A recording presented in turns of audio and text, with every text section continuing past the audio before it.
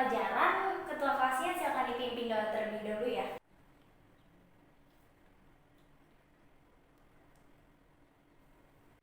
Oke, Ibu absen dulu ya. Apa ada yang nggak masuk hari ini? Ada Bu, Elsa sakit.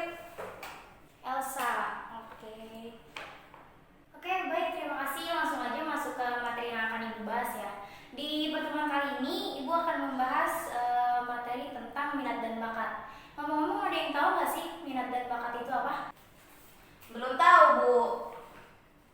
Minat memiliki artian motivasi seseorang yang mendorong mereka untuk melakukan sesuatu yang mereka inginkan. Sedangkan bakat memiliki artian suatu kemampuan yang dimiliki oleh seseorang yang sudah melekat dalam dirinya.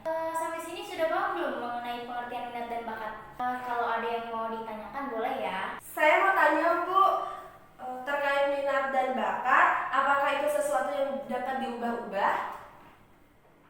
Terkait minat apakah bisa berubah-ubah? Tentunya bisa. Minat berubah-ubah tergantung pada kebutuhan, pengalaman, dan mode yang sedang tren. Artinya sesuatu yang sebelumnya tidak diminati bisa jadi menjadi diminati karena adanya masukan-masukan tertentu atau wawasan baru dan pola pemikiran yang baru. Sedangkan bakat tidak bisa berubah-ubah karena bakat sudah melekat pada diri manusia sejak lahir. Jadi kita sebagai manusia hanya bisa mengembangkan bakat yang kita miliki.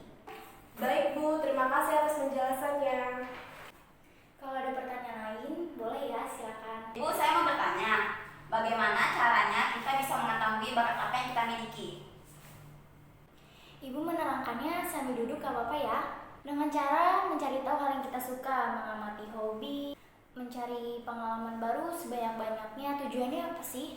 Tujuannya supaya kita tahu apakah hal itu merupakan bakat kita yang terpendam.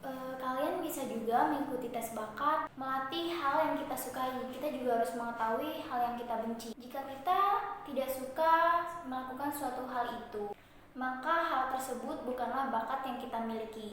Kalau ada yang belum jelas, boleh ditanyakan ke Ibu ya. Lalu, apa ada cara lain Bu?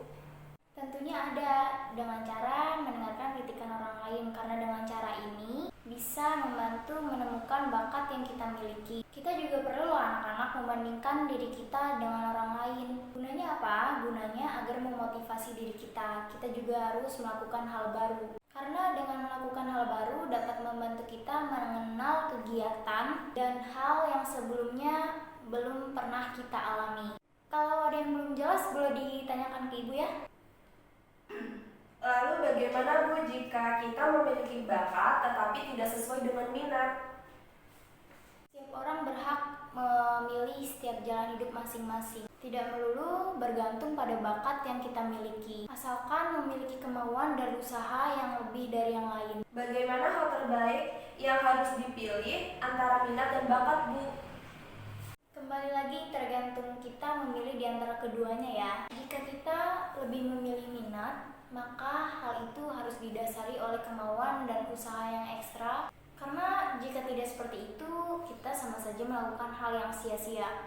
Karena kita akan terkalahkan oleh orang yang lebih berbakat terhadap hal yang kita minati. Sesuatu berdasarkan minat juga jangan asal pilih ya. Pilihlah yang benar-benar disukai dan yakin akan menggelutinya dengan maksimal. Jika kita memilih hanya berdasarkan ikut teman, akan sangat besar kemungkinan kita gagal dalam hal peminatan tersebut. Karena itu, apapun hal yang kita pilih, antara bakat dan minat, kunci terpenting yaitu kita harus tetap berusaha dan tetap belajar. Jangan berpangku tangan dan bermalas-malasan. Baik, saya rasa cukup pertemuan hari ini. Terima kasih atas perhatian dan pertanyaan dari anak-anak. Wabillahi taufiq wal hidayah. Wassalamualaikum warahmatullahi wabarakatuh. Waalaikumsalam.